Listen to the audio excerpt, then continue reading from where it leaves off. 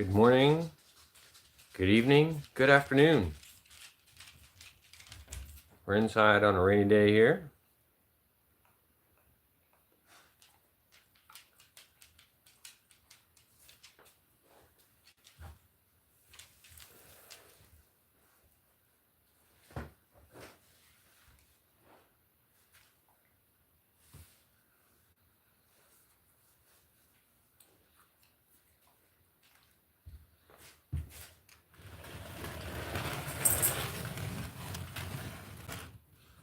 What's up, Ghost? Maybe where you can actually see most of the dogs here. Little turds. Always hiding in that corner.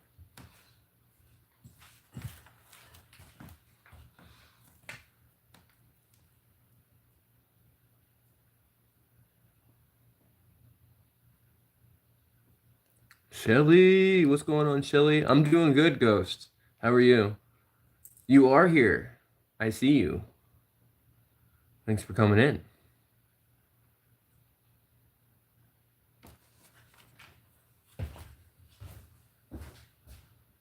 Just chilling here. It's raining outside. What's the weather like near you guys?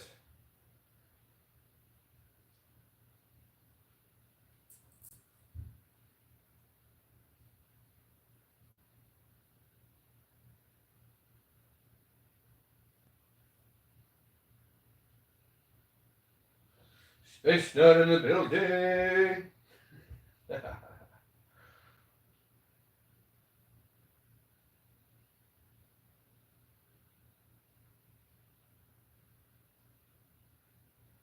Maybe Chris and Angles? Who's Angles?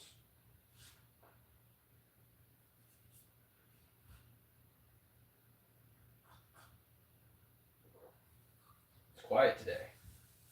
So we were able to go live. Kiddo and the missus are out. Angels. Okay. Let me say, I make sure about the angles, but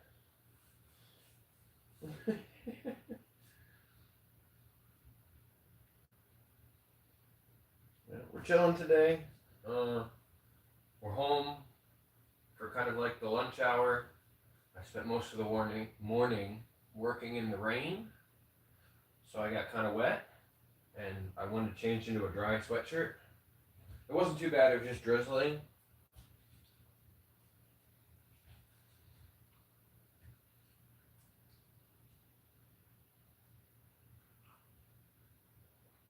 Am I projecting enough?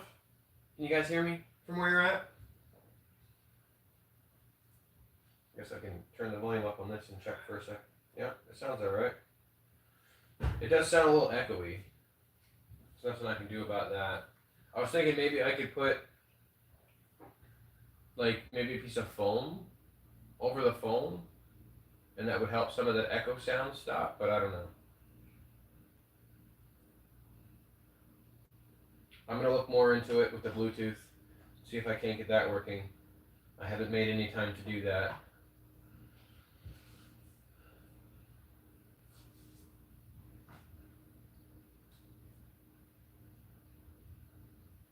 Out of the wet clothes into a dry martini. Ghost Bell! I saw you in here last night, Ghost Bell. You were in here, I saw you.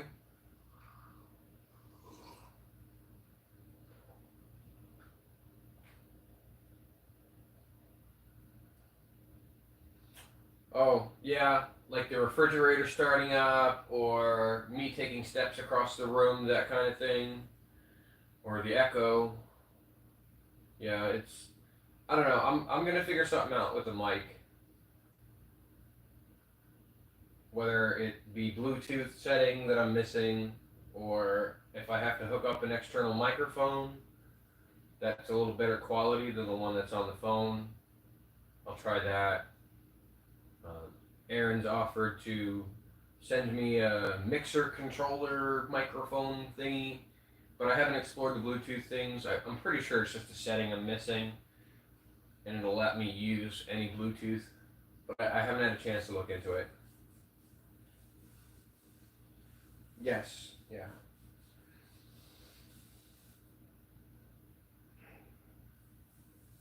Live sound card. Maybe.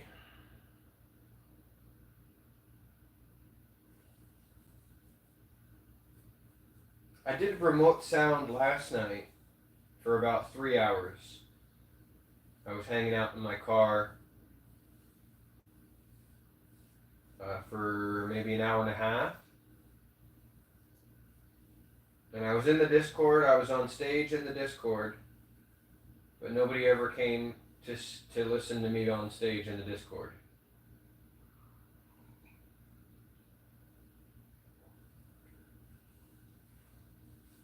I was hoping for sunshine too today, but it did not. It's not sunshine today. Today it is raining steadily, and then it'll downpour for a little bit, and then rain steadily. I'm glad it's sunshine for you, Val. Energy in the building! Look who it is, ladies and gentlemen. Thank you, Energy. Thanks for stopping by. Thank you for the like. I'm doing excellent this morning. Despite working in the rain, I stopped working when I got too uncomfortable and my clothes got wet, too far past the point of, it started hitting the second layer underneath. So I came home to put a different sweatshirt on because I've got probably 4 of those Carhartts that, they put up with the rain a decent amount, so.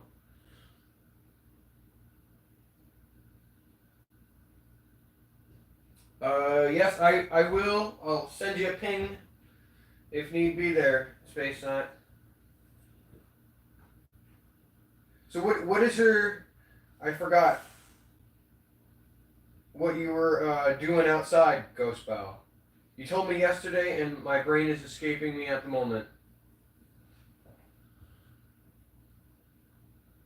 Right, going swimming, yes. Nice. It would probably be too cold to go swimming here.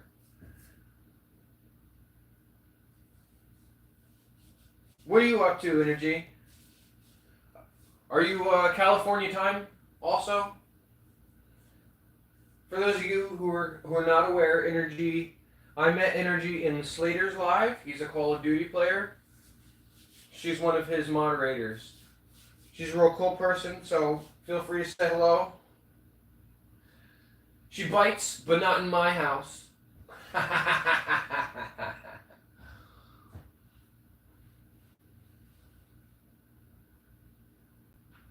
So how deep is the water Ghost Bell that you're putting your 4-year-old into? You just gonna throw her right into 8 feet? See if she sinks or swims? Try that out. Cali time. So 3 hours earlier. Yeah. It's still morning for you guys there. It's 11:10 here. So we're just about lunchtime. I'm hoping the sun comes out a little bit maybe in the afternoon. So I don't have to work in the rain too much. The worst part was when your hands get wet past a certain point, they get a little numb. So the fingertips on my index finger and my middle finger and my thumb got a little numb. But other than that, I wasn't too uncomfortable until it really started coming down. And then I'm like, I'm going home to get dry clothes. And here I am with you guys. Having some more coffee. Zooey came with me. If you're not familiar with the content, Energy, let's see who we can see here. On the left-hand side, we've got Ladybug. She's Lab Pit Terrier mix. And then we got Zuma in the middle. She's Boxer Rottweiler. And on the right-hand side there of the screen, we've got Annie. And she's a Rottweiler Husky.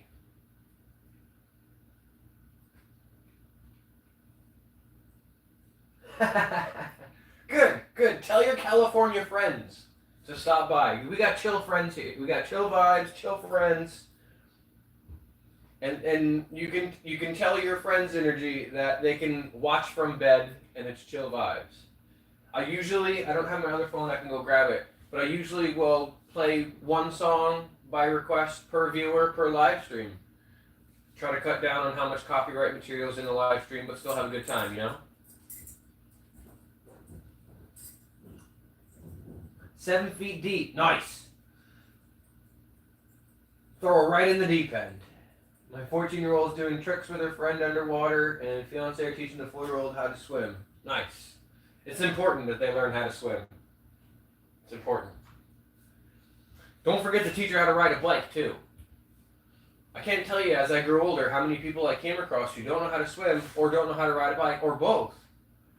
And I'm just astounded by it.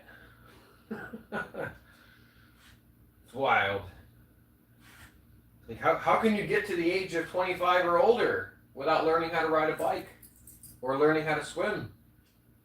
That's like a milestone that a child has to pass and a survival thing that's necessary, you know? Like what happens if you're ever on a boat or like there's a zombie apocalypse and you need to swim to an island so they can't get you. Like yeah, you're going to want to know those 2 skills.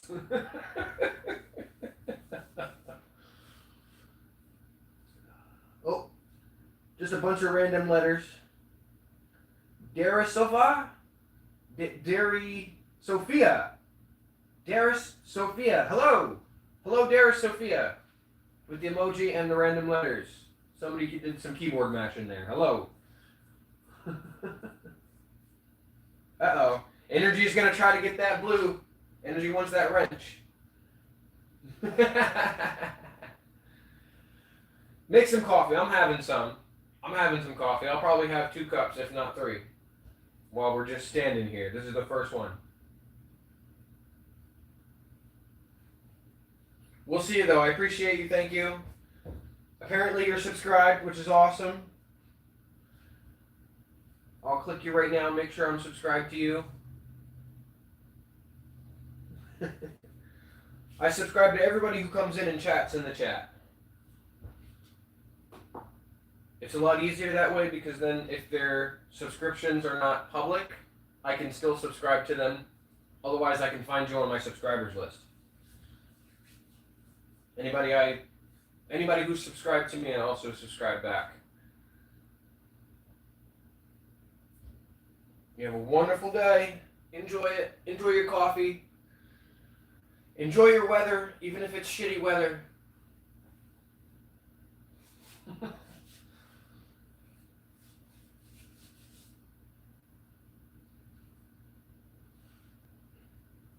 You know, California. So, how often does it rain there? Especially Southern Cali. I don't know where she's located at specifically, but I imagine Southern Cali doesn't rain quite as often as Northern Cali.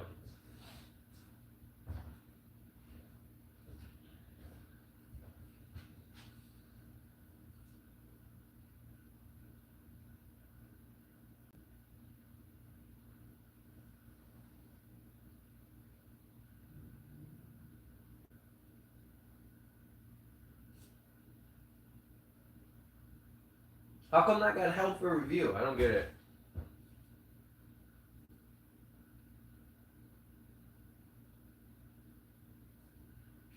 It's just a bunch of random letters. Somebody did some keyboard matching. Darius Sophia.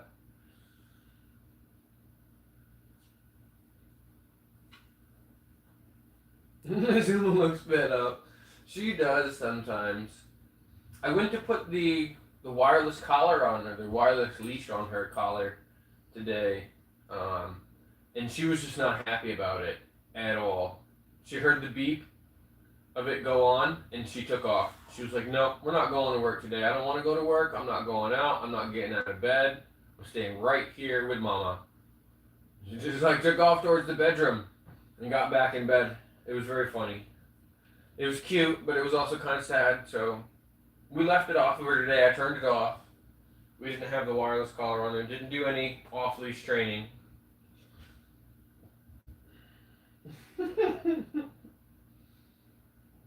Yeah.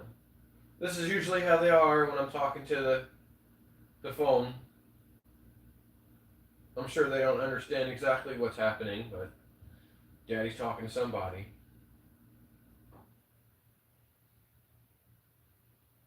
Right, Zoom? Daddy's talking to himself again? Yeah.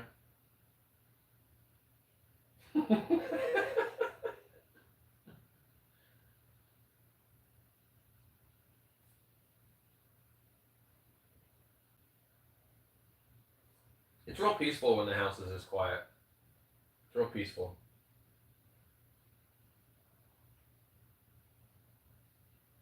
It might even be too quiet for you guys to hear the rain outside.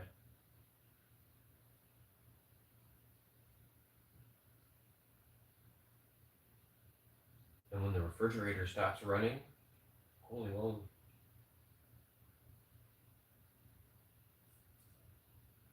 Took our dogs on a walk this morning as our German Shepherd. Jeez. Saw the leash he took off. They want to go out, but they don't want to be restrained, right? They're like, let me be free, let me be free. And we've been doing a lot of off-leash training recently. And I've had to keep her pretty close by because we've been going into places. So I've had the setting on the controller down to 1. And normally it's at 4. 4 is like 50 yards. And 1 is like 100 feet. So she'll get outside of that 100 foot or that 75 foot, whichever it is. I don't know the specifics. And it depends on whether there's something blocking the signal or not. Like if she goes around the other side of a car, the signal becomes much shorter distance. But we've been going into places and she's been able to free roam in those places. And every so often, it'll beep in her ear. But it makes the same beep noise when she's at a range as it does when you turn it on and you turn it off. So she hears it get turned on and freaks out and takes off in the other direction because she's like, I don't know what I did wrong or how I stepped out of range, but I think I'm just going to go somewhere else. I think it really helped yesterday. I put it on her at the beginning of the day, knowing that we were going to go out, and I just left the controller off. And then we went out, and I just turned the controller on, which is also has a beep of its own that freaks her out. But it made it, I guess, less scary for her because she didn't have to put the collar on and off.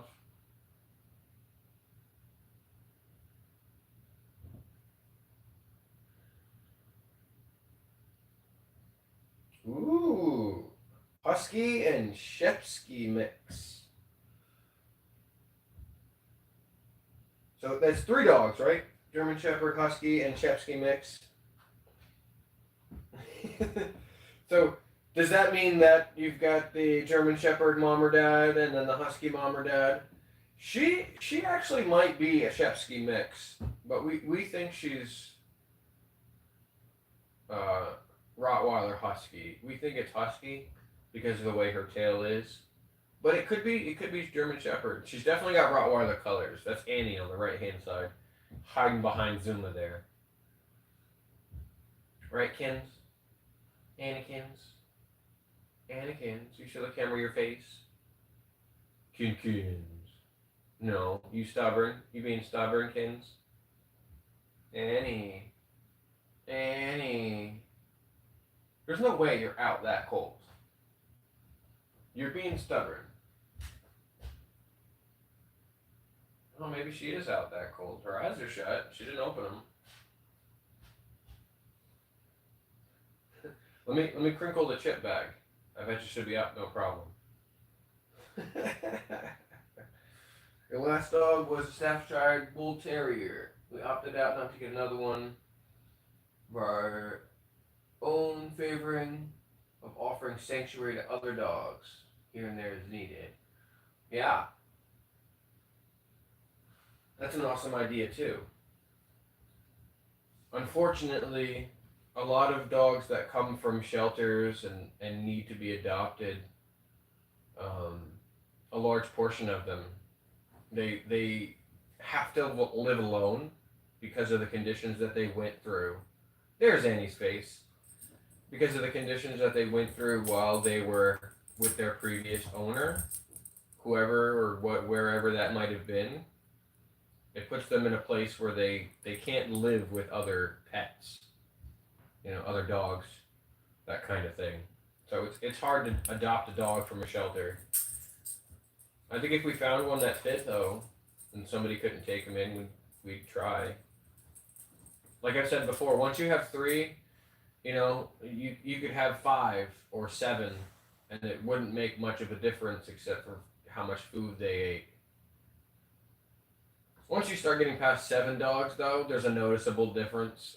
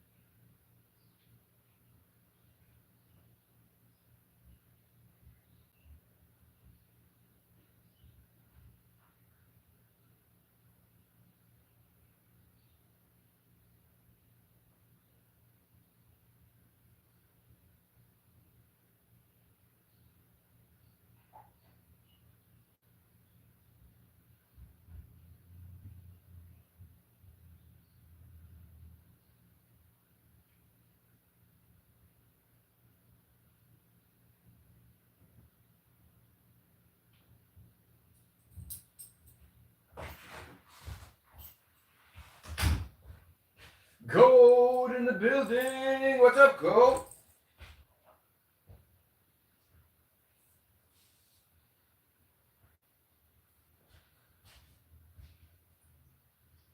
Let's go, man.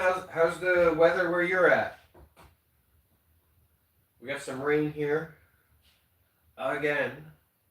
Here in Maine, we call this the muddy season. We don't call it spring. We call it the muddy season. Because for about 2 months, 3 months, it's pretty fucking muddy over here.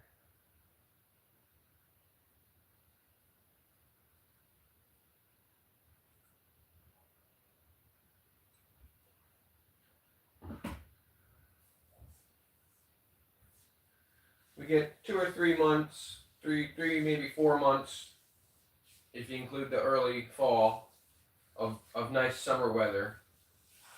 And then there's probably 5 or 6 months of cold enough weather to make you go, fuck this state.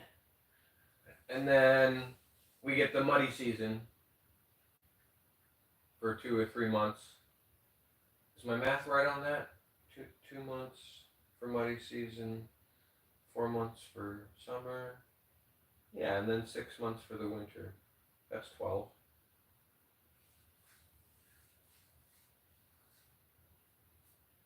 Yeah, that's about right.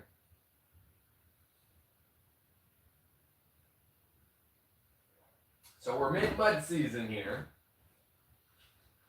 And we'll probably be in mud season till, I don't know, maybe mid June. A couple weeks into June.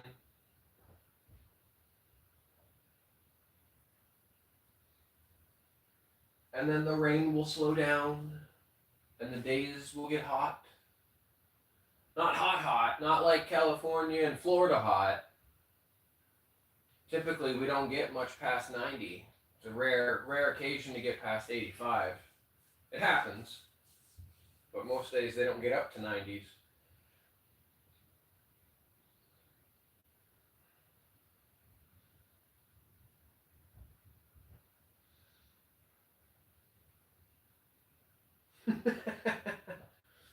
Fourteen-year-old must be hungry and happy. And just ran, took off. Maybe there's something in the kitchen. She was like, yeah, I want that and I know where it's at. Kids are awesome. My 5-year-old friggin' jumped from the top step on our back porch and then I guess tripped or something as he was jumping, or he tripped down the top step and friggin' smacked his head on the asphalt in the driveway yesterday. that was terrifying. I was putting Zuma's working gear on her. I was putting her vest on because we were going to be going out. So I was just inside the screen door, the storm door. And then next thing I know, I heard this blood-curdling scream. And he's got a bruise on his forehead. He's probably going to have a bruise on his knee and maybe some bruise on his hand. But it looks like he kind of caught himself in 3 different places.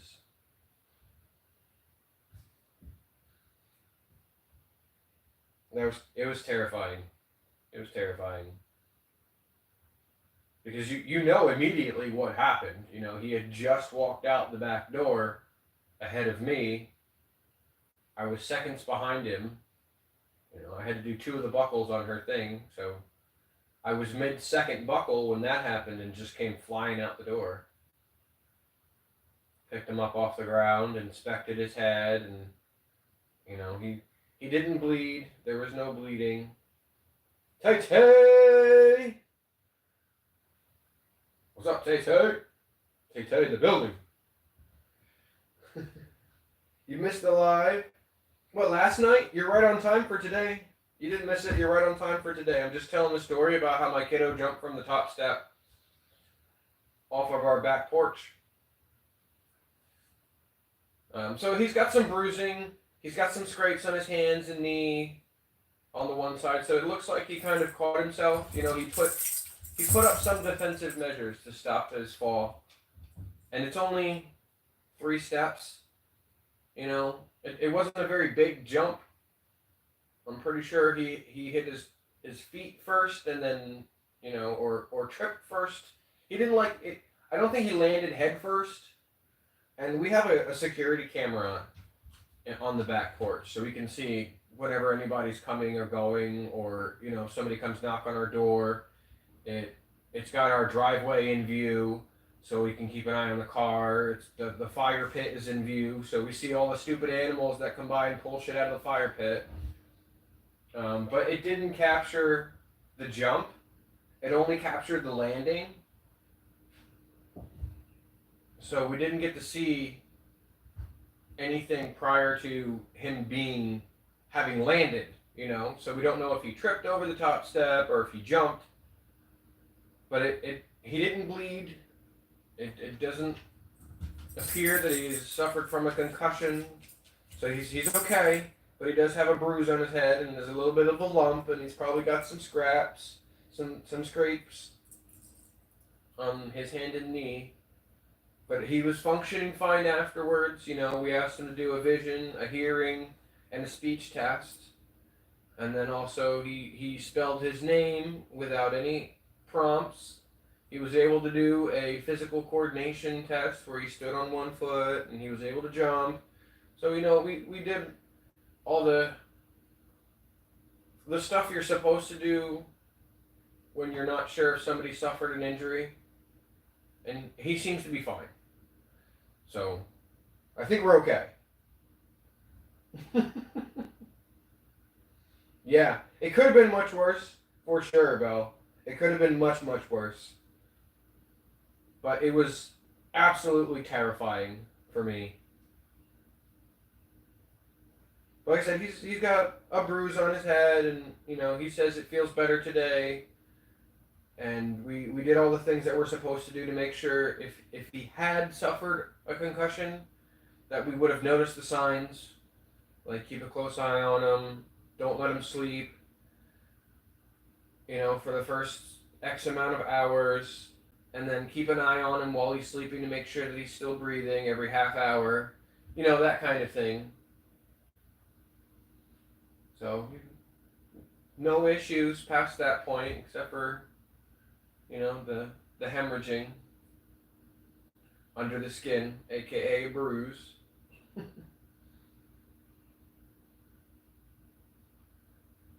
So, well, what do you mean, Tay-Tay?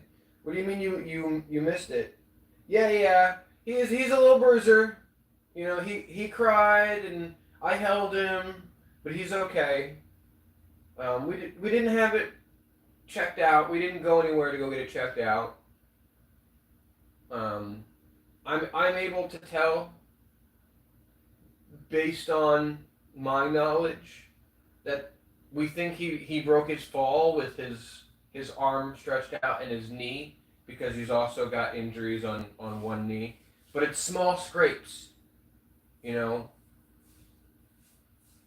But the fact that there's evidence of injury on a knee and a hand would suggest that he didn't hit his head as hard as you might think. And kids' bodies, they have a natural like bubble wrap type situation going on around their brain.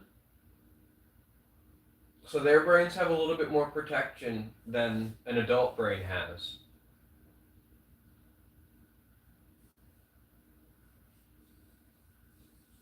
It's not a little bruise either. No, the circle is about the same size as the diameter of a golf ball, so it's a decent sized bruise. But it's right in the middle of his forehead, you know, and you can see that, you know, the gravel on the driveway just barely broke the skin. So it's not a scratch, and there was no, like, it wasn't bleeding. So I don't think he really hit it that hard because he didn't hit it hard enough to break the skin to the point where he would have been bleeding. It was just enough to create a bruise. So we think he's all right. We think he's all right. There's some gravel marks, like a scrape, a scratch. But yeah, I think he's okay. When your 14-year-old birthday party, sister's house, bounce house. Oh no. Concrete porch. She was okay from that, I'm assuming. Because she's 14 now, and you said when she was real little. Kids are bruisers. Kids really are such bruisers. You know, and the body accounts for that as well. Like I said, a brain on a baby, or an infant, or a toddler, or a young adolescent, their brains typically have this genetic thing going on from our DNA as humans in their brain where they have a little bit more cushioning.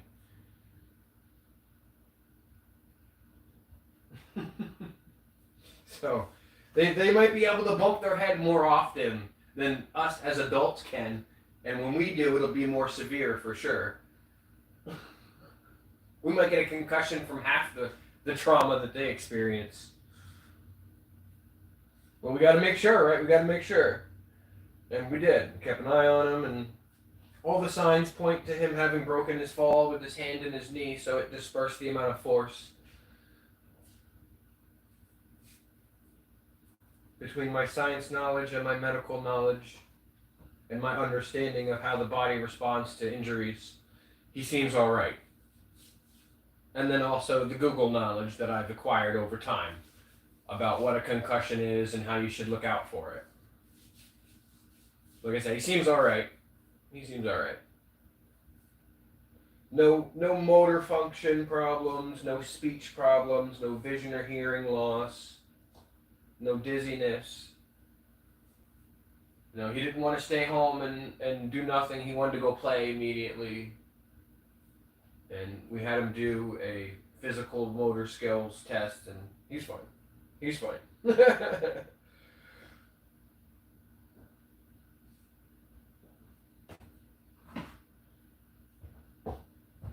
I'm going to have another cup of coffee. So you guys might have to watch your ears for a sec here, because the Keurig likes to make this, I don't know, scratchy, gurgly sounds.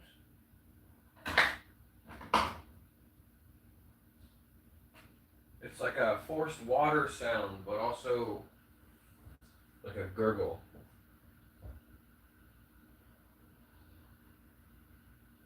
KZ says God was with him. Could be.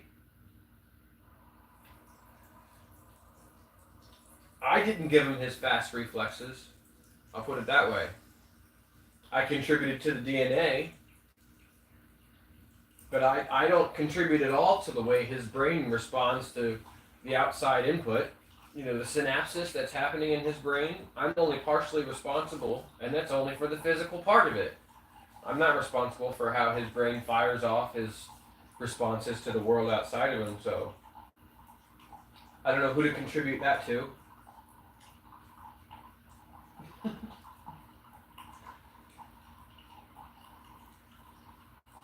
Whatever the case may be, he's okay. And still giving us attitude like it never happened. Don't you worry. Sassy little bastard. 5 years old.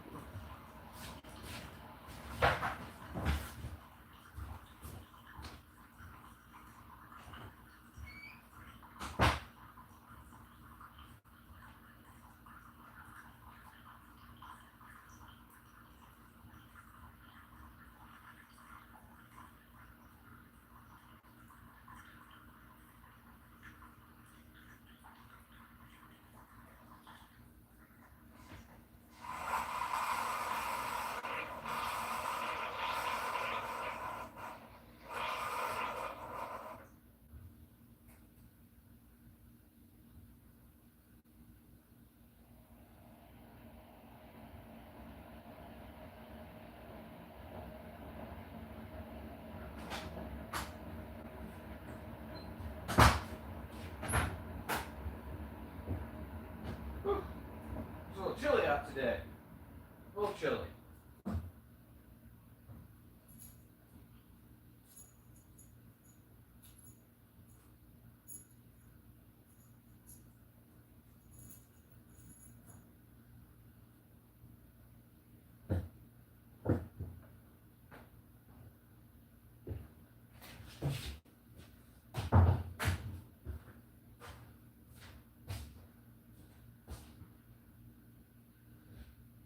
Timothy! What's up, Timothy? How's it going? Timothy said corn. A little chilly here today, so I was grabbing a sweatshirt. Your 4-year-old packed her own bag for the pool. Every twin she owns is in there. She can hear. Yeah. Well, that's what happens. You didn't tell her what the limit was. Hi, Dana. Dana in the house. Well, Dana in the virtual house. Did I hear what happened in Egypt? No, I did not, Tay-Tay. See? Dana says Bestie's doing great with his head. He didn't even get, like a bad bruise either. There is a bruise, and it is about the size of a golf ball's diameter, but it's not a bad bruise. It didn't swell up a lot. I really don't think he hit his head that hard. I think he broke his fall with his knee and his hand. It's bad, you liar. No, it's not. It's not. If I was inclined to put pictures up, I would show them that it's not as bad as Dana thinks it is. She exaggerates a lot. I've seen a few injuries in my day, and I've had a few injuries in my day, and I've cracked my head open trying to do a backflip off the pool. And I didn't crack my skull open, but I split my head right open, right at my hairline. And I was fine from that. I don't think I even got a concussion.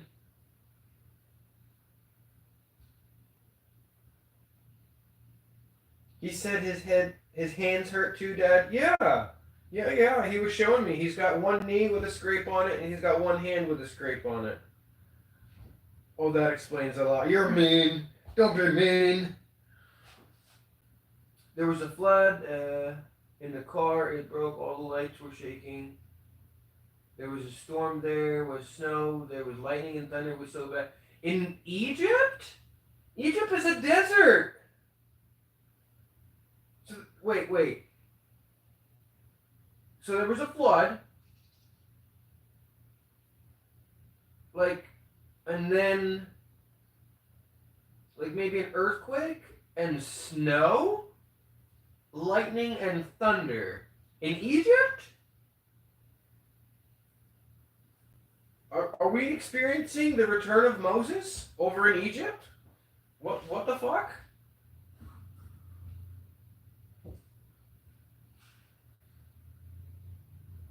Is the big old book telling the truth there? Are Matthew, Mark, Luke, and John? Are these people and their stories the thing? What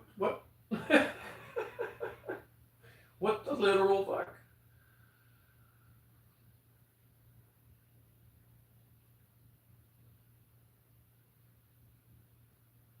Thank you, Dana. Thank you for coming out. I hope you enjoy your lunch. Love you, love you, love you. Enjoy the rest of your day.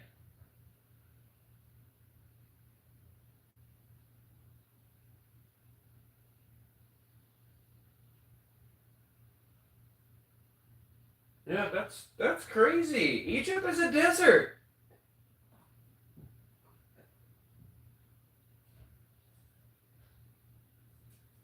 Is the apocalypse upon us? Is that how we're all gonna go down? Mother Nature is just gonna say, nah, I think I've seen enough. Taking you all out for the sake of the planet. Because I can see that happening. I can see Mother Nature developing some kind of human killing thing. Did you guys ever see that movie, The Happening? So The Happening is a movie about how nature develops a defense mechanism against humans. And it releases this chemical that's kind of like pollen anytime they get disturbed. And it starts eliminating the human population. Interesting concept. Very interesting concept. Cool movie. Some people thought it was kind of stupid. But I thought if you understand the concept behind it and like how science works and how that could actually fucking happen with enough time, it was a cool concept movie. You gotta go too, Ghost Bell? Thank you for stopping by. Enjoy the pool. Don't take your eyes off those little bastards. Because they'll be somewhere else the moment you take your eyes off. Make sure they keep their floaties on and always explain the rules of safety. It just happened before yesterday, Tay-Tay. Wow.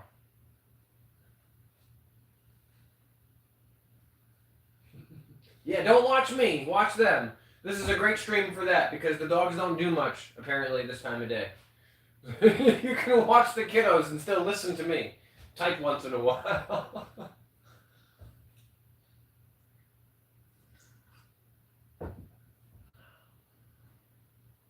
Later. You have an awesome day. We appreciate you, Ghost Bell. So here are my thoughts.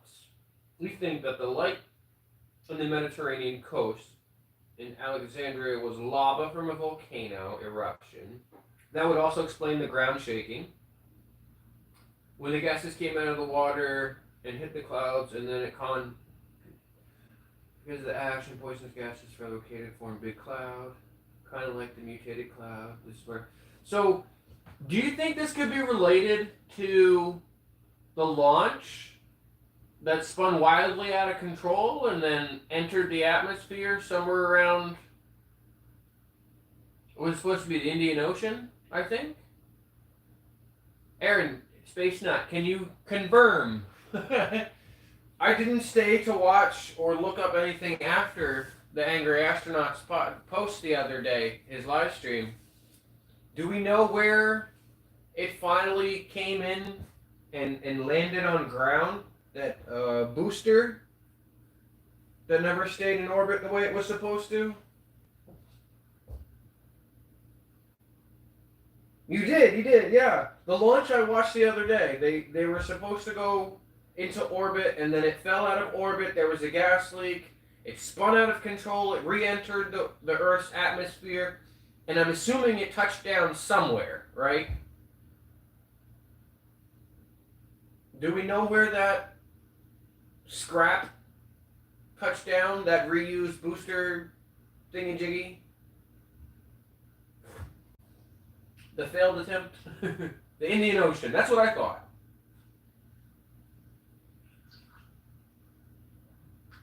Do we know if that's in any way related to this crap in Egypt?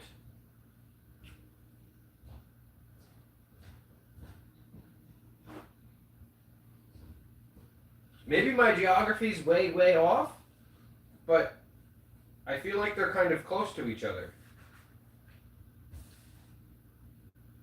Big enough something happens nearby. I feel like I need to look at the map now.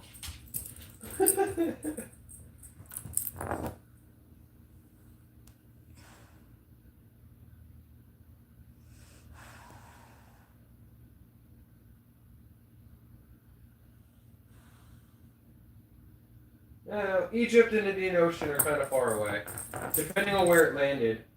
But yeah, the Indian Ocean would be the one that, if it wasn't for, what is that, the Red Sea?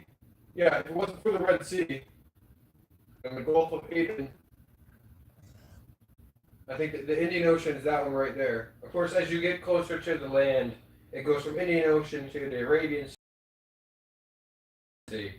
But you know how close to Egypt that rocket thingy was? It the booster pack? Very little impact from big rockets like that. Okay. Well, I imagine so, because once it touched down, if it were to hit the land and it wasn't a solid thing, it would just collapse upon itself.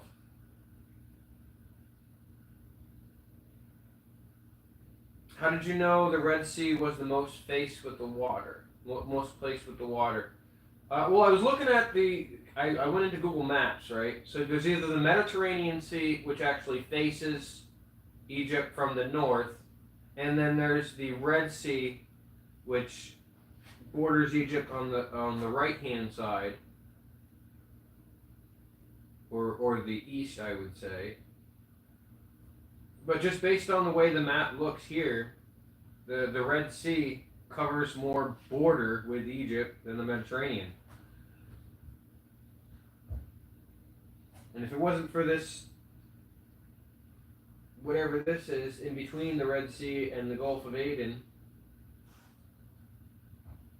if that land didn't jut out there from Djibouti or Sana'a in Yemen and Eritrea, whatever,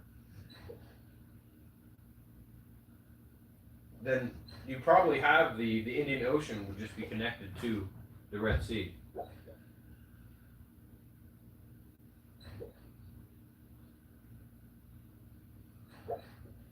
Even with the weather forecast, I didn't know it was just unpredictable. Nobody knew that was going to happen. Yeah, I was just wondering if the spacecraft events might have been large enough to impact some kind of weather nearby.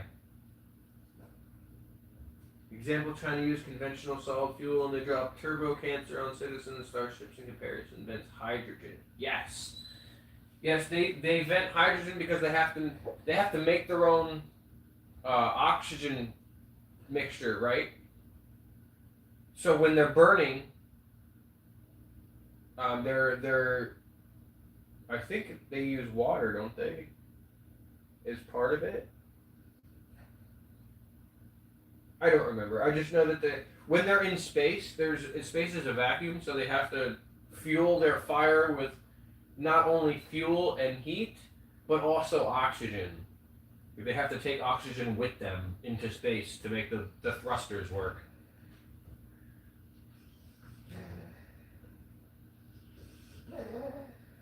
The fact in the morning the flood was all ice. Zooey's dreaming. Look at her dreaming. Oh. And you're fine. Was Zooey dreaming? You dreaming, Zuzu? And he was getting mad at that. What are you eyeballing?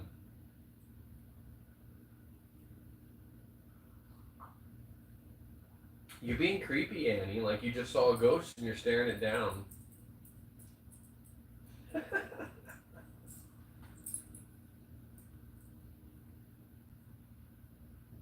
There you go, see? Yep, it's known as liquid fuel. It releases water instead of hydrolox. And then the heat breaks down the hydrogen and the oxygen molecules.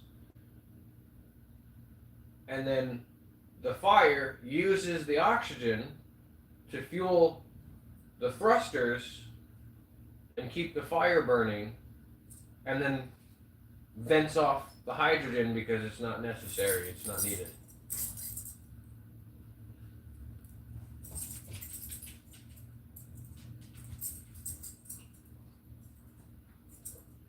Chemistry is an awesome thing.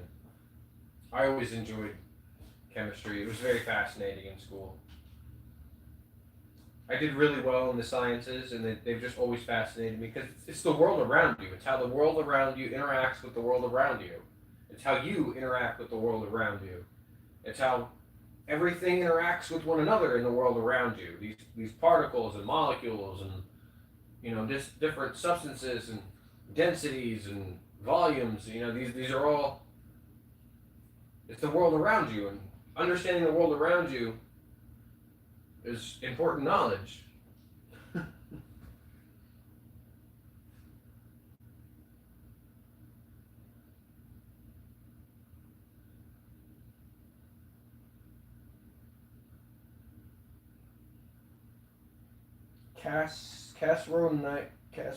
Carcinogen? The orange smoke, hydrolox. Is that the word you meant to spell there? Carcinogen. I think carcinogen is CAR. CARCIN.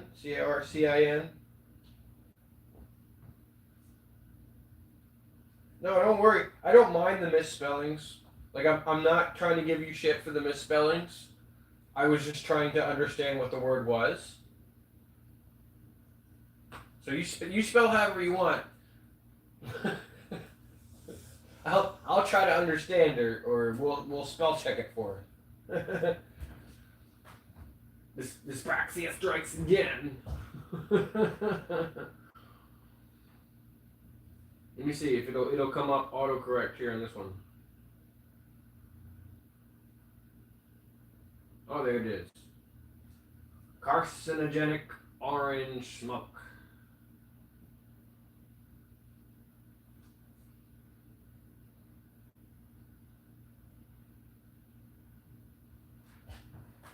There it is. Cosmo! What's up, Cosmo?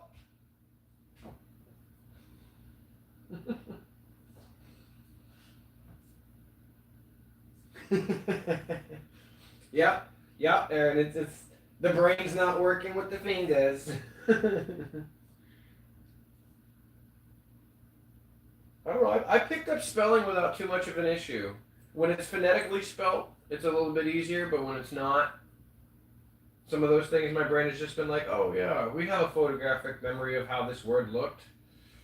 What are you doing today, Cosmo? How is the weather? Are you still at Disneyland? And if so, what did you ride last?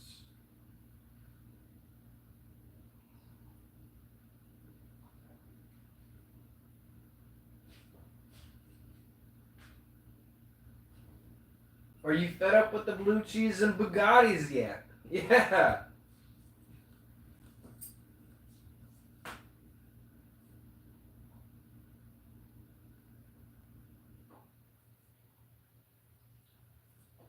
Blue cheese and Bugattis. You're funny, Spacer. You're funny.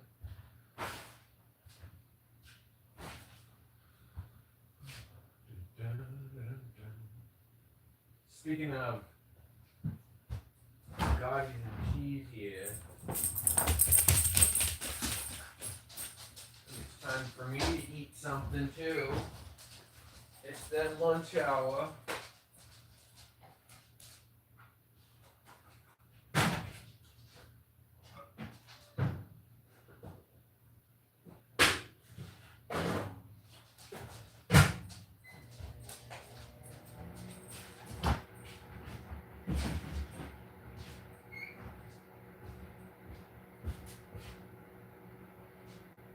Bugattis is the correct spelling this time. Baguettes. Oh, baguettes. Baguettes. Yes, the French bread. Sorry. I read Bugattis. I read Bugattis. I just figured everybody in France drove a Bugatti, you know?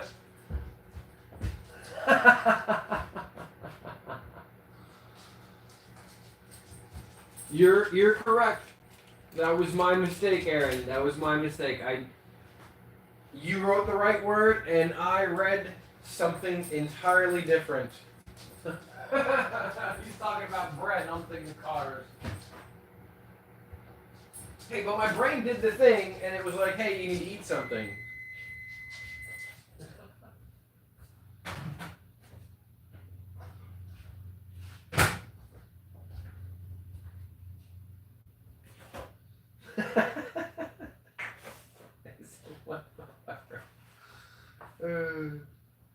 That's bad. Oh, you get a lot of points.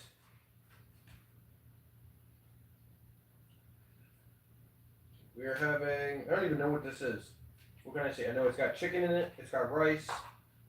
It came from a Mexican restaurant. There's probably some beans in there. I don't know what this is called though.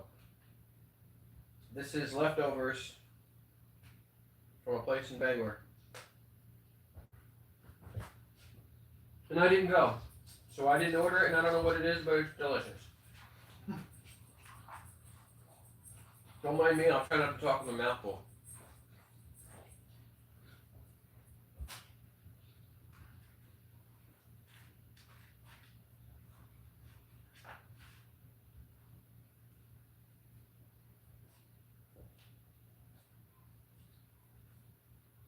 Second half of work today is going to be shoveling mulch and moving it around the flower bed, so I need to make sure I have enough energy in my system to do that.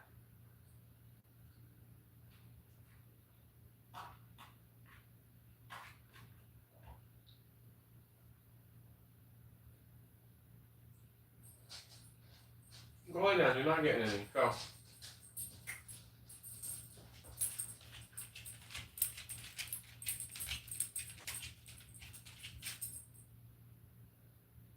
I told you you're not getting any.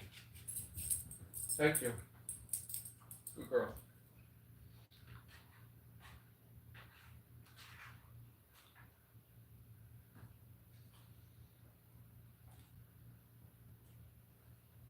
Could be it. Yep. Arroz con pollo. Rice and chicken. But it's got like this burrito wrap on it too. So it could be of the enchilada persuasion.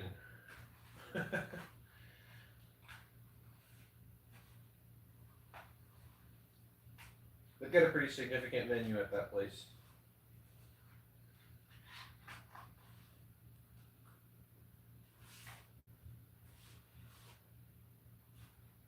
Rice, sour cream, chicken. It's in this like tortilla wrap thing that's real thin. There's some lettuce in there, probably some salsa and spicy sauce. I'm not sure what part of the menu it came from. I just know where it came from.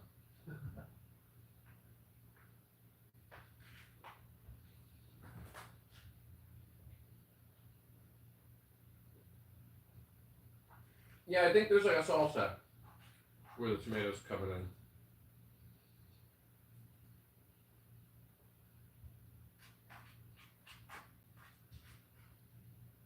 I'm sure this could have been made with beans instead of chicken, and it would have been just as delicious.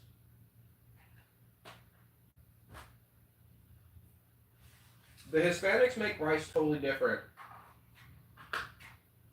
I don't know what it is, but it's not like Chinese white rice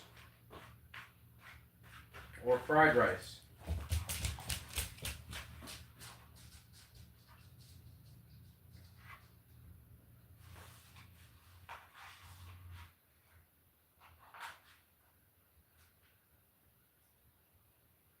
You ain't getting none either. Go.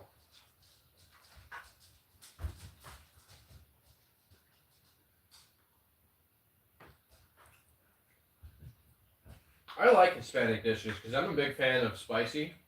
Well, as long as the spicy has a decent flavor to it, then I'm a fan of it. Like I'm a big fan of jalapeno, but I like the flavor of jalapeno. The spicy is not why I like it. I am not a big fan of habaneros.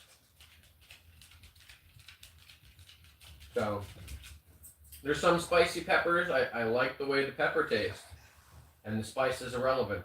And there's other spicy peppers. I'm not a huge fan of the pepper itself.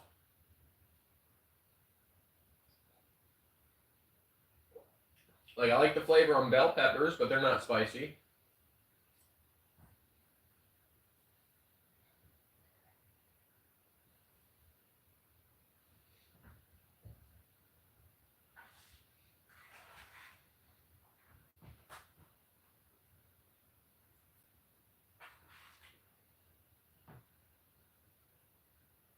Watching me like a hawk.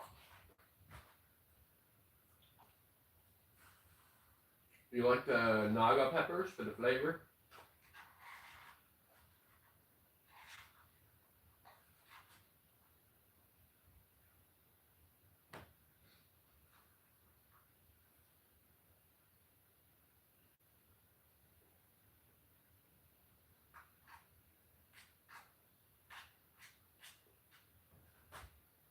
Peppers can be very different from one to the next. The flavors vary a lot. And I think that's something that's overlooked by most people. I feel like most people see things like habaneros and jalapenos as like the same pepper. You know, like ghost fire pepper, is that what it's called? Ghost fire, the ghost pepper that everybody talks about. I don't like the way that pepper tastes. To me, it doesn't have an appealing taste like the jalapeno does. Oh no. It's just spicy for no reason to me. Like, I can eat it. I'm not turned off by it, but it's spicy for no reason. It doesn't have a decent flavor to me. You know, I'm not a fan of the crushed red peppers, but I like crushed black pepper.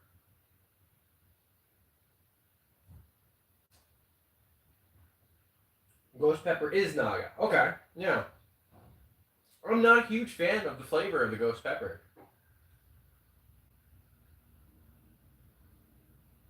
It touches my tongue or whatever, and my brain just says this isn't all that tasty. This is mediocre at best. You know.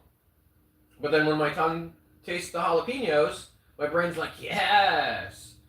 So there have been instances where we'll have a jar of jalapenos. You know, you get the jar of jalapenos in the vinegar, so it's like kind of pickled jalapenos.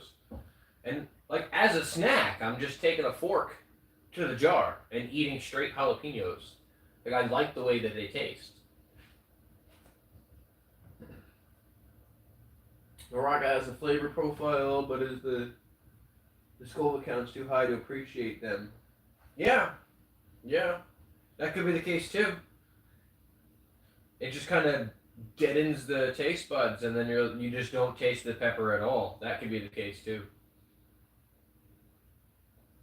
But jalapenos are fairly spicy. I mean, some of them are. I know that the fresher a jalapeno is, the less stress that you put the plant through, the less spicy that it is. When you start stressing the plant out on a molecular level, is when it starts to really become spicy. And that's because the spiciness is a defense mechanism.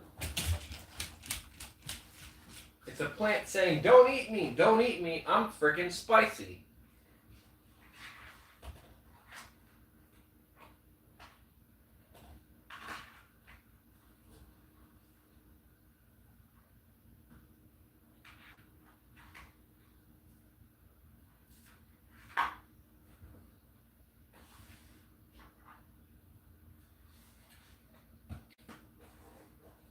It is 12:07. If you're just popping in here on your lunch break, I appreciate you being here. How's it going on lunch? What are you eating?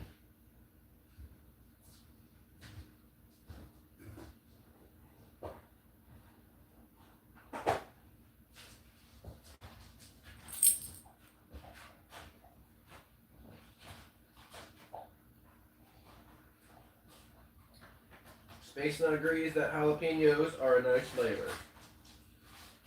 I heart jalapenos. They are my favorite of the peppers, despite their spiciness. I can eat them raw, and I have. I remember very specifically this one time when I was a kiddo.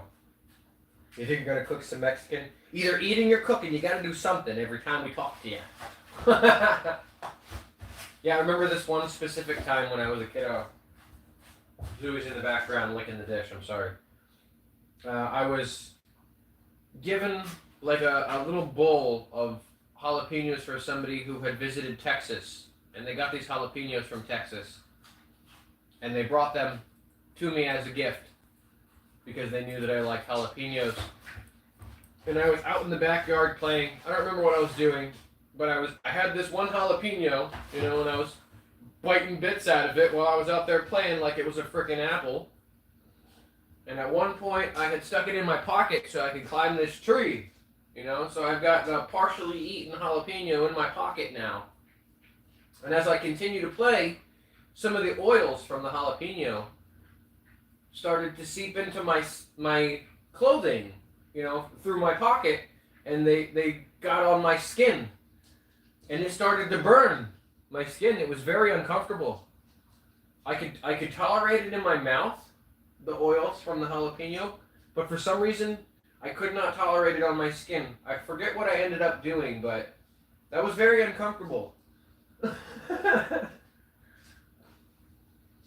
So just remember when you're messing with peppers, right? The same way that it can burn your eye if you're cutting up a jalapeno and then with your bare hands, and then you touch your eye with your bare hands, you can get that spicy oil in your eye and it will hurt. In the same way, it can be absorbed through the skin and hurt. Fun fact.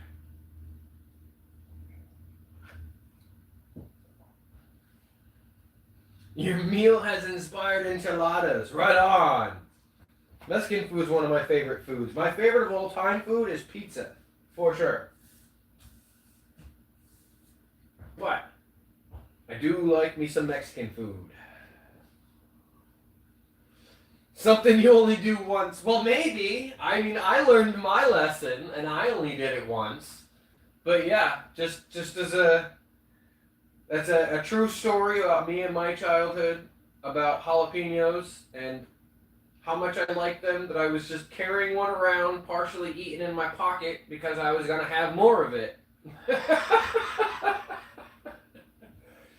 Young and naive, thinking, well, it's a pepper. It'll be alright in my pocket. I'll just climb this here tree, forget about the pepper, and then not even notice it's there until it starts burning my thigh.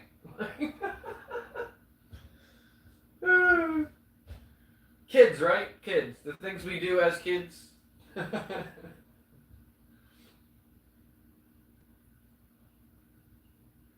We all have that one story we remember very vividly about our childhood, don't we? And we're like, that was such a stupid thing to do. I can't believe I did that. I was such a dumb kid.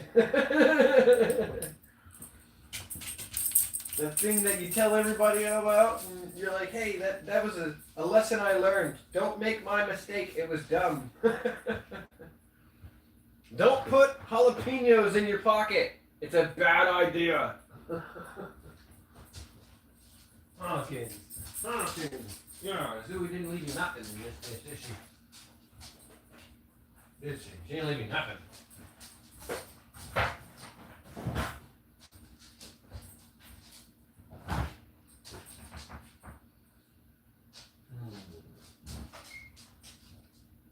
Debating if I want to have more.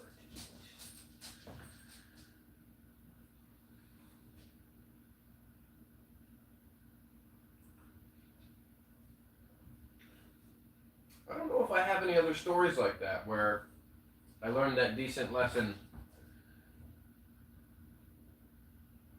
from doing something incredibly stupid. I think I avoided doing incredibly stupid things as a kid.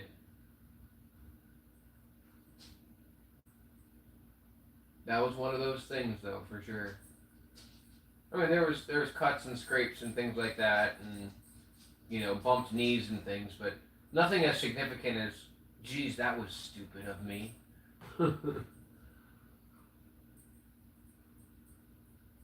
Oh, you're good. You're good. You don't have to be loud in here.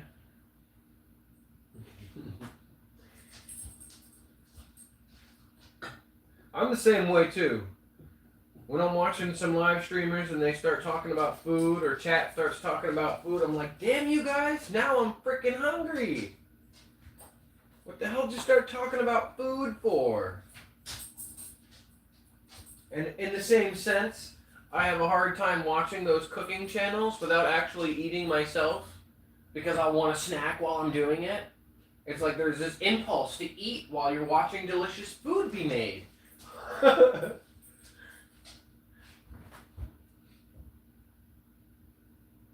Oh, you've got lots of I did a stupid thing stories. How many I did a stupid thing 2 times and didn't learn my lesson, so I did it a third time stories do you have? Because those are the ones we want to hear about. We want to hear about how you didn't learn your lesson the first 2 times and you did it a third time. You got any of those? Tell me that one.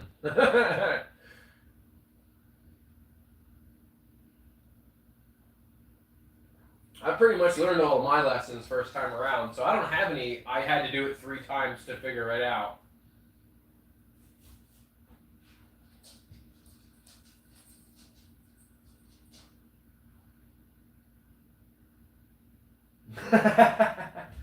Yep. Yep. Not gonna wait for that third time's a charm, huh? Maybe I fucked it up the first time, and this second time will be different. Nope, nope, it was the same. That was dumb. Right? You got a couple of those?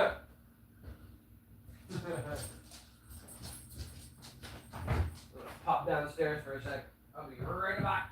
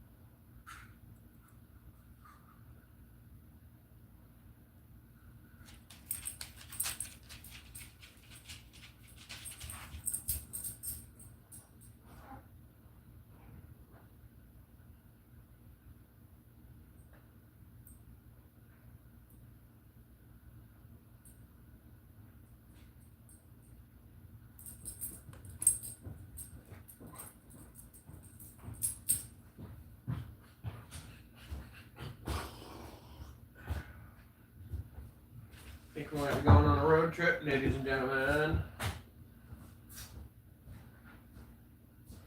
We have to run an errand. Disco biscuits can be a hard mistress like that. Oh, raving. Oh, yeah. Space Knight used to be a raver.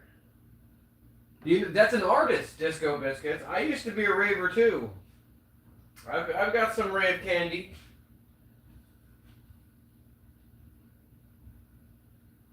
I've done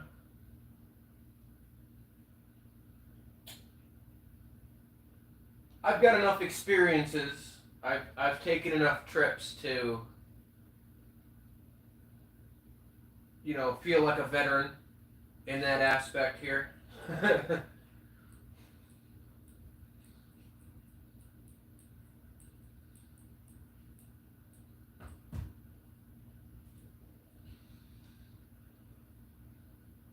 Yeah, it's partying and doing things like raving. Those are things that are acceptable in your early mid-20s. You know, even in your late 20s, it's acceptable kind of to do those things. People think you're still experimenting, and then you'll get into your early 30s, mid 30s, and it stops looking as appealing as that.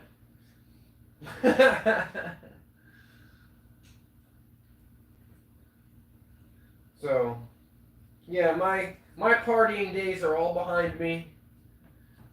I haven't done any partying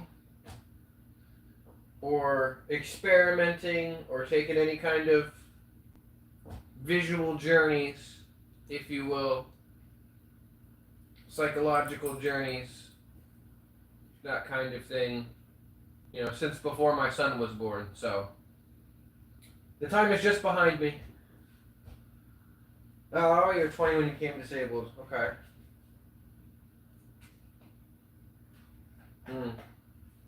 Yeah. Mine was, let's see, sometime between when I was 24 and when I was 26. Those were my partying days. And then my kiddo was born, I think I was 30, 31. He was born in 2019. So yeah, my party days are behind me. I left my party days behind me when I left New Jersey and came up to Maine.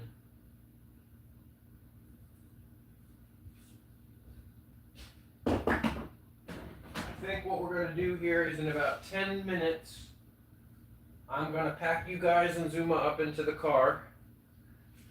And then we're going to go visit the tobacco shop because I'm out of tobacco. My brain is screaming that it wants its nicotine fix. You guys can't hear it, but my brain is going, you better do something about this or we're going to start getting upset at you for it. We're going to start getting agitated for no reason here. You feed me, Seymour. And that's the monster of addiction there, isn't it? It's that little back of your brain thing going on that just nags at you. Feed me, Seymour.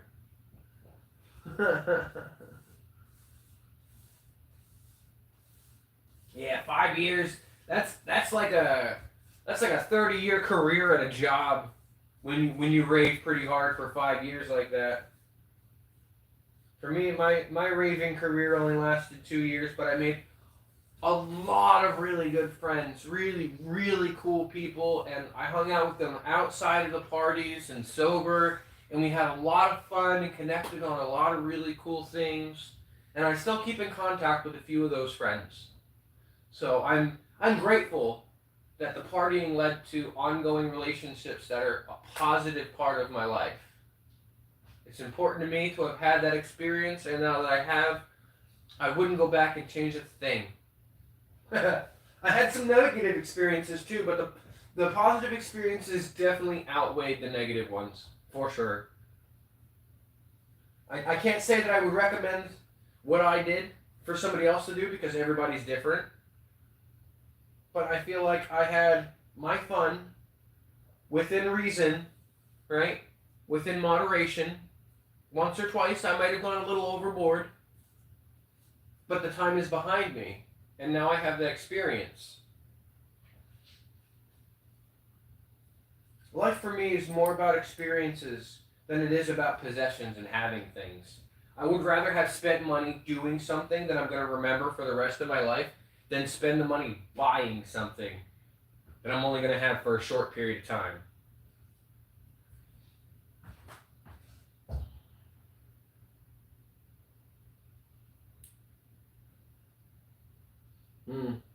Yep. That's what they call the jewelry. That's what they call rave jewelry. They call it candy. And that stems from early in the creation of the rave industry, if you want to call it that. They used to, how do I want to phrase this here? They used to put their substances on necklaces and bracelets and like as a bead in order to sneak it into the venue. To my knowledge, that doesn't happen anymore, but maybe. But that's where the candy, now it's plastic jewelry, it's plastic beads, and they come in fun designs and sort of cool stuff. I made a bunch of rave candy myself, that's what they call it, rave jewelry. I got a pair of light up gloves, I got 2 pairs of light up gloves. So, I got some fun stuff. But that's where the rave candy phrase came from, is the jewelry that was used to hide the obvious, right? Hidden in plain sight, that kind of thing was the idea.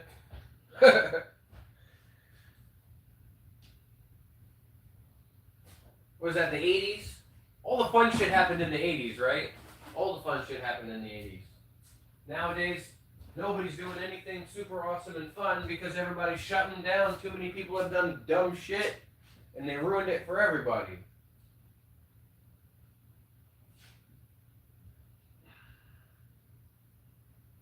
Right? I agree with that. We're gonna pin that motherfucker. These days, I'd rather use my experience to inspire others. Yes. Learn from my mistakes. Don't make the same mistakes that you make. Don't make the same mistakes that I made.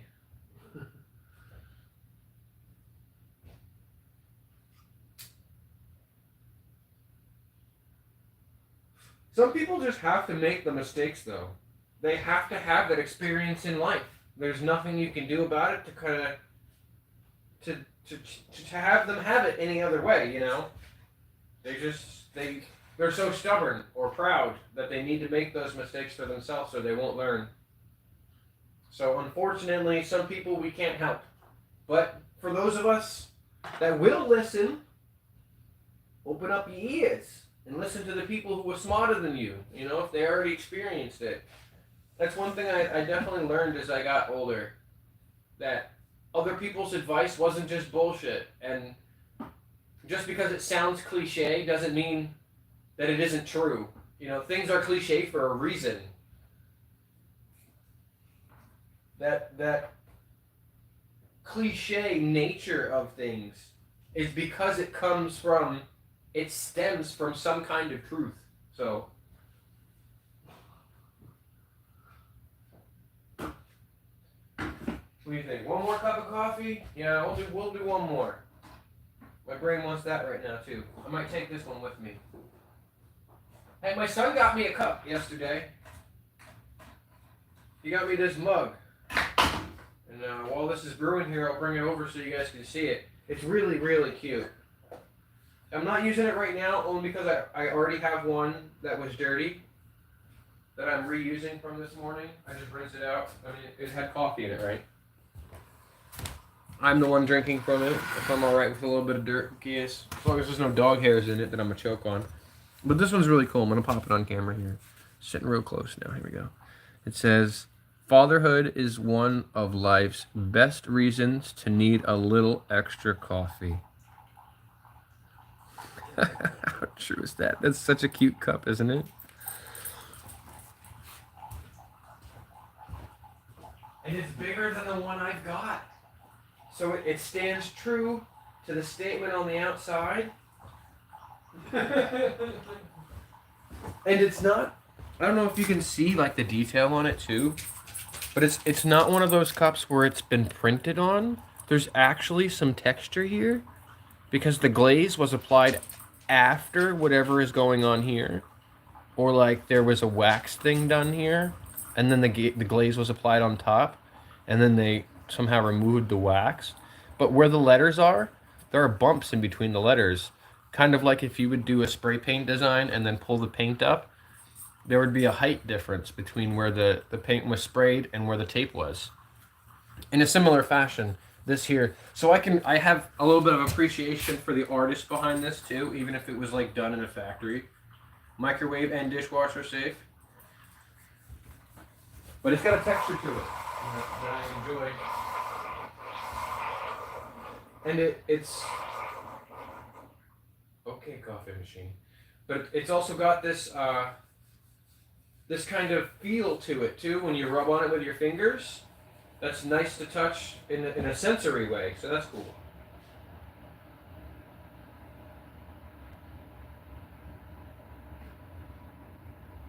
You can't put an old head on a young shoulders. Yeah, that's so true. Hashtag facts. It might be handmade. I don't know. It's got this sticker on the bottom here, so I can't tell. It just says here it's distributed by Green Bear International, Chesapeake, Virginia. So maybe, but if I get the sticker off, I might be able to see what's actually been printed on the ceramic itself.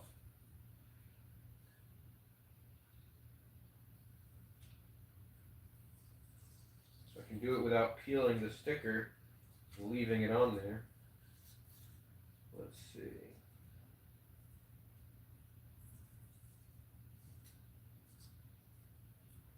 Green Bear International is indeed the company there. Made in China. Royal Norfolk. Green Bear International Incorporated. It's got this little lion on it. I'll bring it over, I'll show you the little symbol on it here. Cute little stamp on it there.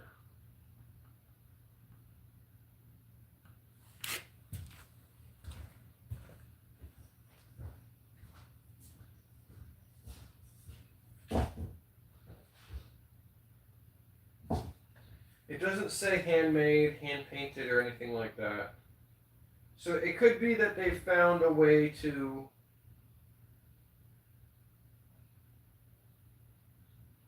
I mean, there's some drippy stuff too, but maybe it's not hand paint. I don't know. It could be that they found a way not to hand paint. There doesn't seem to be brush strokes. So it almost looks like it was dipped.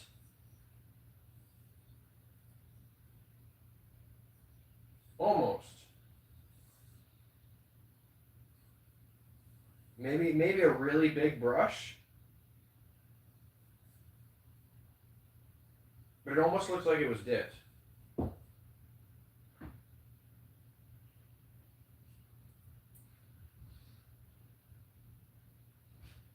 This is true. This is true. It could be made in China and also could be handmade. Usually things that are handmade, though, say handmade on them, don't they? And don't they want you to know why they're charging an arm and a leg for it? The sticker on this guy said $1.25.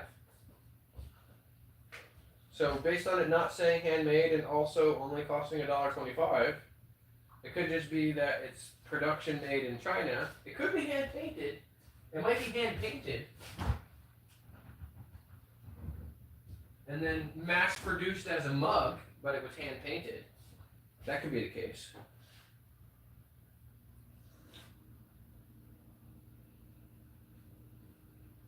Yeah, it looks dipped. I don't really see brush strokes. Just a little bit of drippy marks.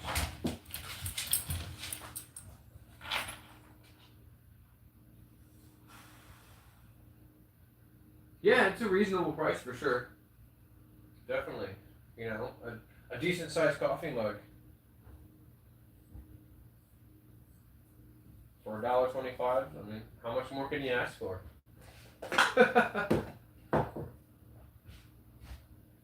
All right. I think we're on a road trip here. Like I said, I gotta go pick up more tobacco before my brain has a conniption. And then we'll keep to regular scheduled time today. I do have to go back to work in the rain and do some of that landscaping work. Hopefully the rain has slowed down. It looks like it did.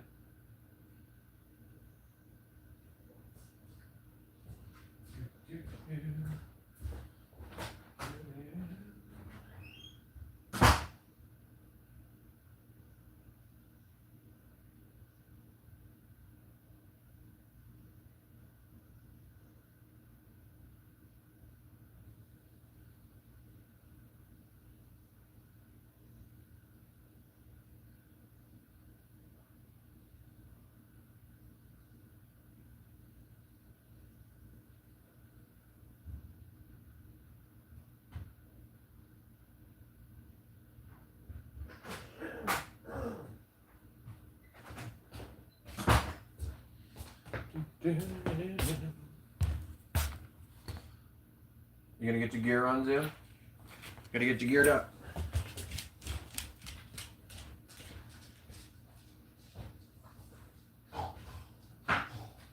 Yeah, you sighing at me. What a good stretch. Oh yeah.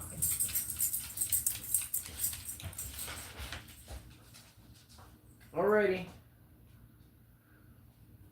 Aaron said that his cell phone's about to die. Speak soon. We're only going to have about another 25 more minutes of the live stream here, so if you're sticking around, stick around. I appreciate it. If you got to go, I understand. Life happens, right? Either way, I got to get a move on here, and I'll be taking you guys with me.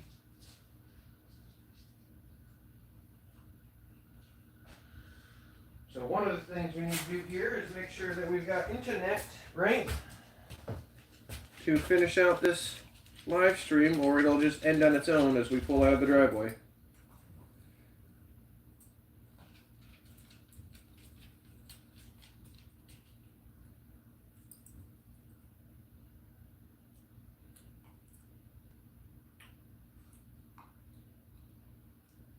I don't think there's a way to remotely end it either. So, right there, working girl.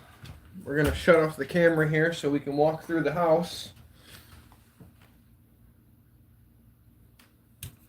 And here we go. Come on, Zoom. Let's rock and roll, girlie. I'll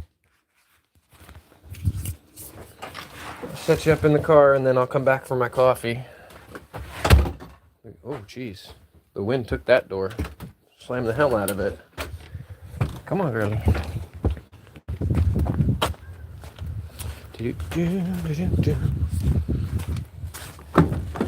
Load up.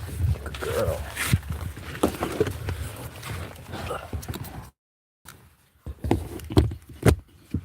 All right.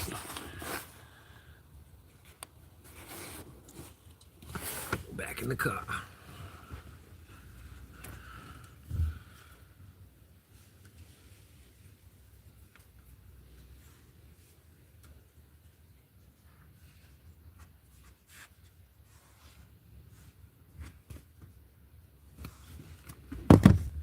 Go get the coffee.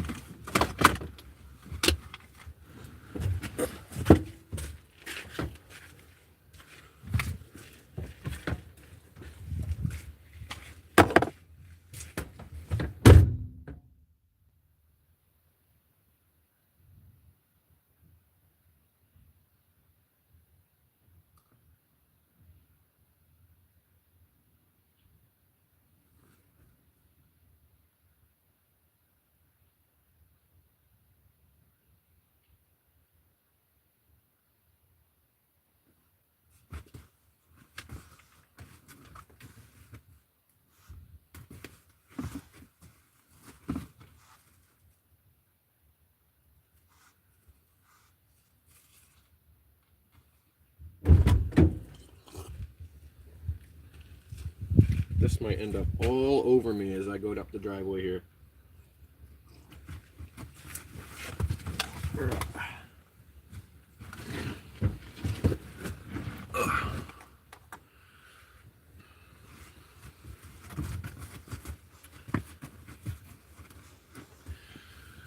See what we got here. It is 12:38. This is the 22-minute warning. If you end your lunch at 1 or you are on lunch today. Otherwise, it is also the 22-minute warning that the live stream will end at regularly scheduled 1 p.m. Eastern Standard Time.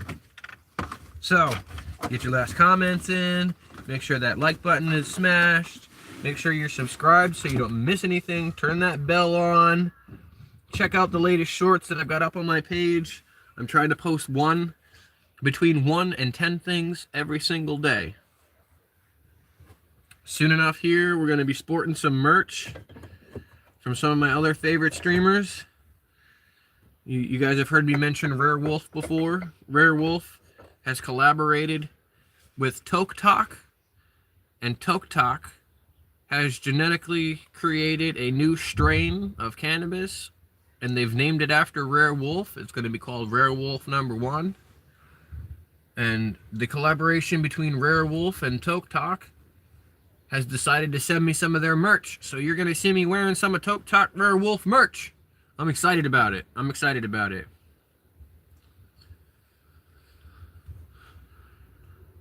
And tomorrow we will have new news about the progression of the nonprofit organization. So stay tuned, for sure. Stay tuned. Let me switch the Wi-Fi here. Just bear with me a second here, guys. I'll try not to get in the way of the camera, but you might lose me for a sec or two.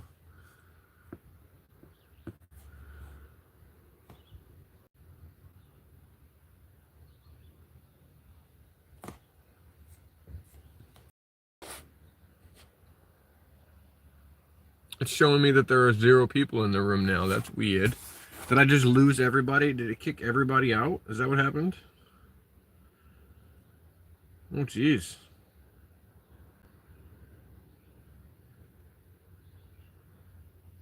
Looks like that's what happened. It looks like it kicked everybody out.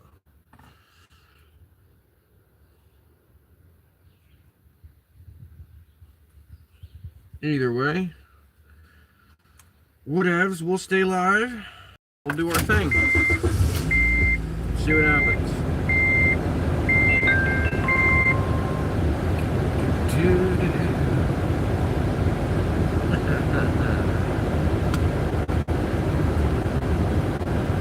Gonna plug this bastard in because it's been dying. So you can leave it charged for the next 20 minutes, 19 minutes. 19 minutes left on the live stream. It's a 19-minute warning. I should have thrown those gloves in the dryer. Whatever. They're going to be soaking wet. I'll have to wear them soaking wet. I think I've got another pair of gloves somewhere. Maybe I'll just do bare hands. Let's see. I've got a dry sweatshirt. It'll be fine.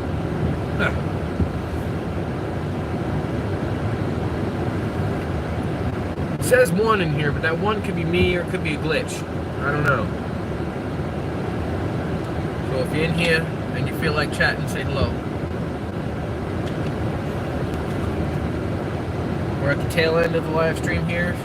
If you want to see anything you missed, feel free to scroll back. We're going to start making the content not visible to anybody who isn't already seen it. Wasn't here while it was being live. And we're going to be making it exclusively available to Discord-only members. Check me out in the Discord community. Same name, Spark of Pyro.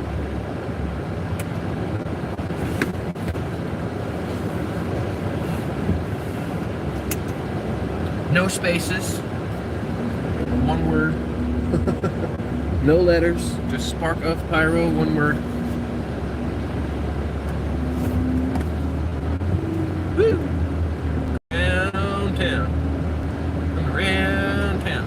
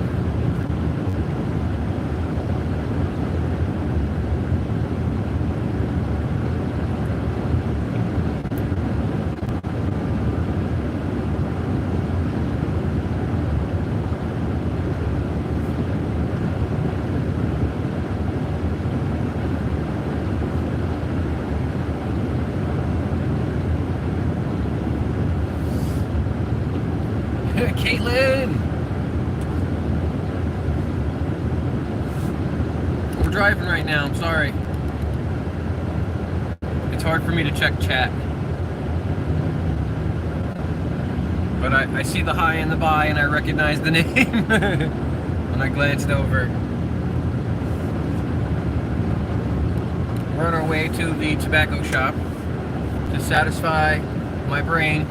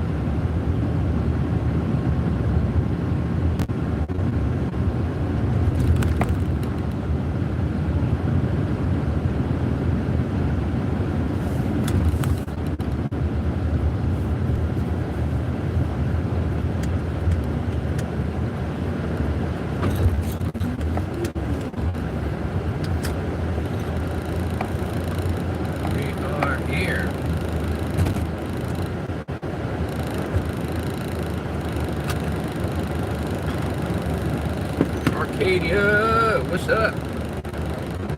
I see you now. We're officially parked, and we're running into this tobacco shop here to get me the nicotine fix that my brain is so desperately asking for.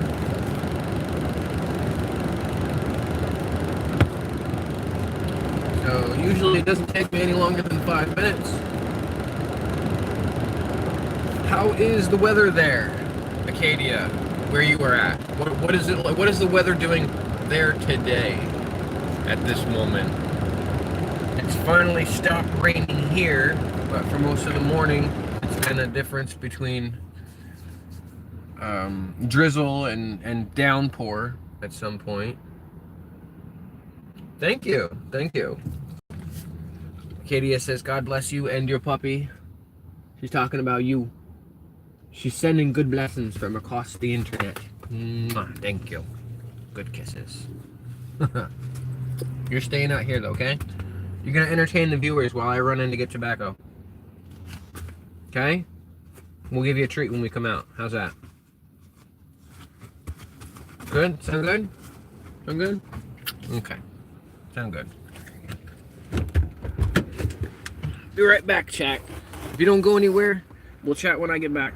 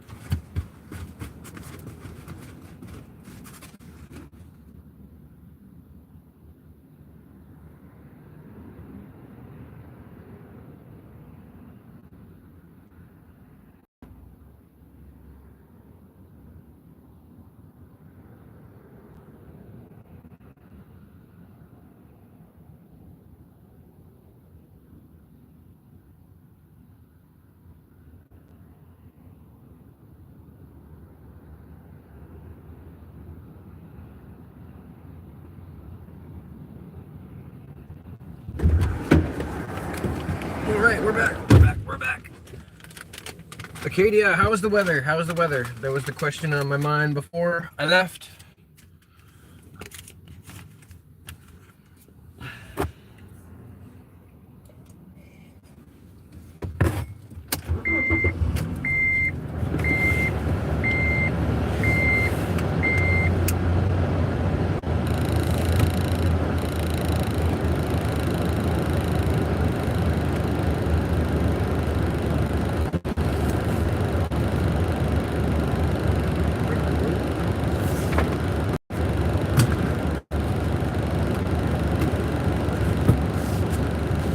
say I'd give you one of these when we got back.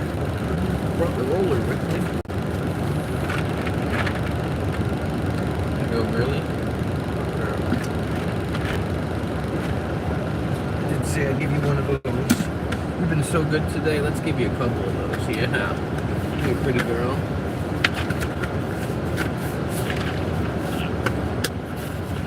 Closing it up. Another one? Don't mind me. Oh, gentle. Gentle.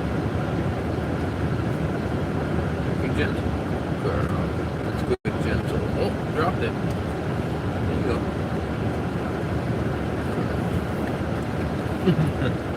So freaking cute. Just love you to death. I can squeeze you. There's nothing left.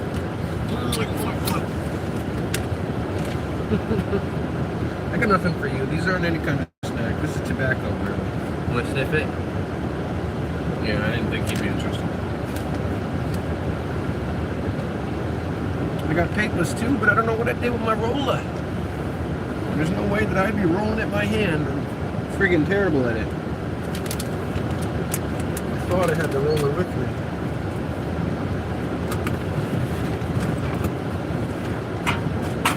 Must be in the house. I don't see it there. Oh, it's in the back of the car. I know where it's at.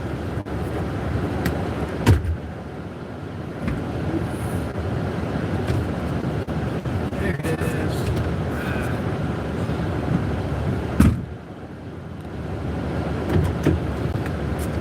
I knew I brought it with me. I couldn't remember where I put it. This is an 8-minute warning on the live stream. In 8 minutes, I will be leaving to go do otherworldly things with my life. I have to go finish doing some mulch, some weeding in a garden bed, some landscaping stuff, and then maybe I'll do another live later tonight. I did one last night, a silent live stream at around 6 p.m. and it was pretty successful. Might have been 7 p.m. I just let the camera run while I was doing other things.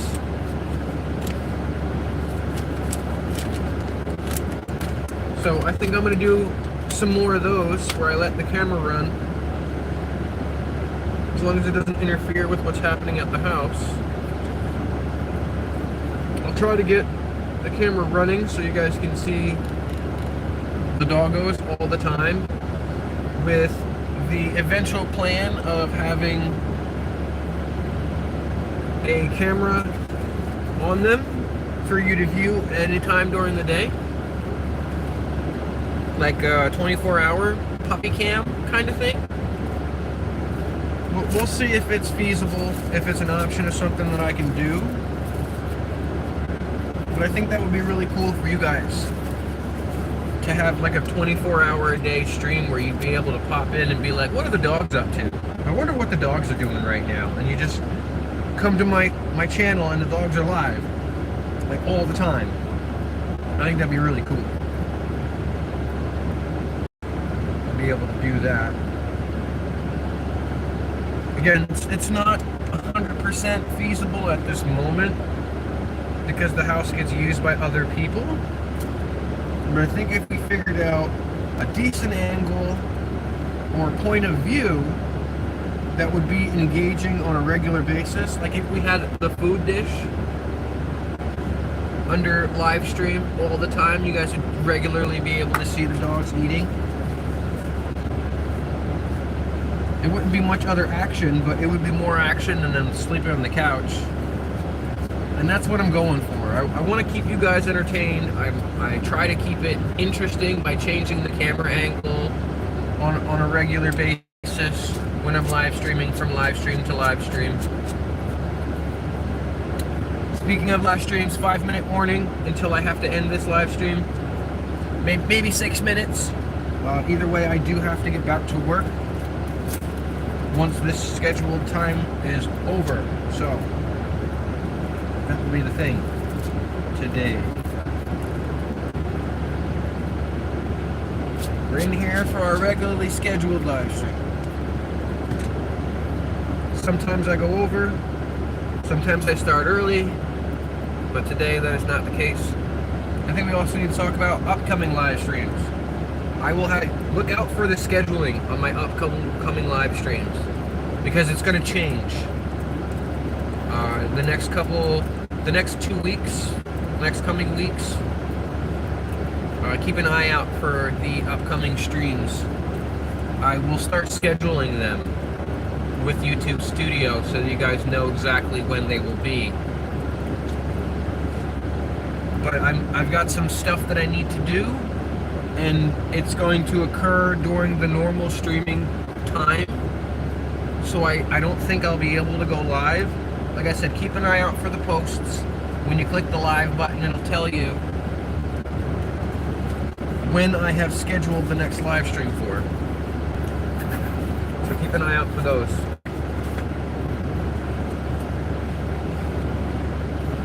Alright, we got the cigarette rolled. Let's get on the move here.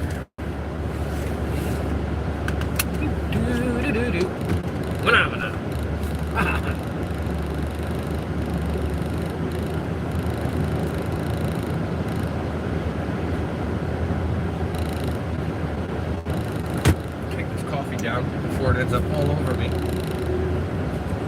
I had it on the dashboard.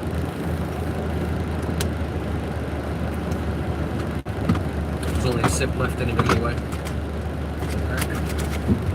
Making some notes. Here we go. 3-minute warning on the live stream. If you had something you wanted to say and you didn't get to say it, now is the time. There's always comments on my page, but this is the time if you had to address something that you wanted answered. If you had a question, comment, concern, statement,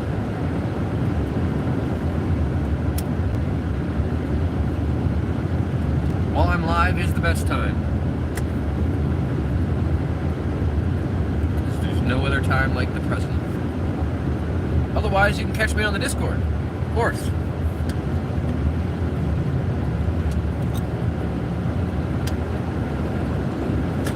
If you guys aren't familiar, Discord is an app that lets you speak to the creator.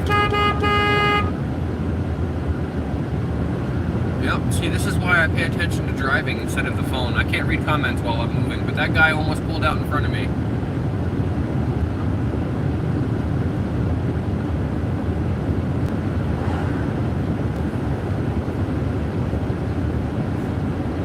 If he would have kept moving, I would have stayed on the horn. Typically, I don't do that toot toot shit. Typically, I lay on that fucking horn. And it goes until you're out of my way. Like, I'll just keep blaring it until you're out of the way.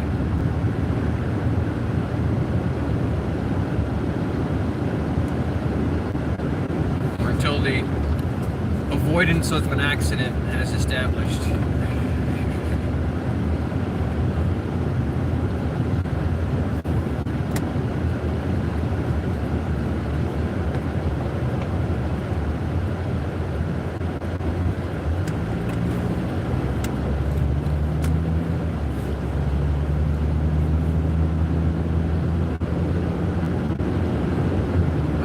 Reached our destination yet, so we might go a couple minutes over. Otherwise, this would be the 1-minute warning before the live stream ends.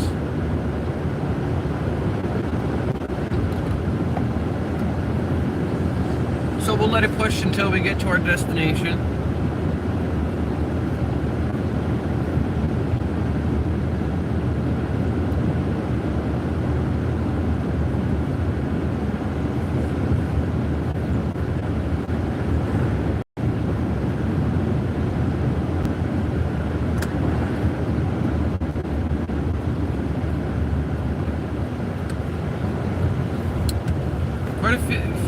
Pedestrians than I thought would be out because of the weather today. It's a little bit chilly. You know, the wind's blowing.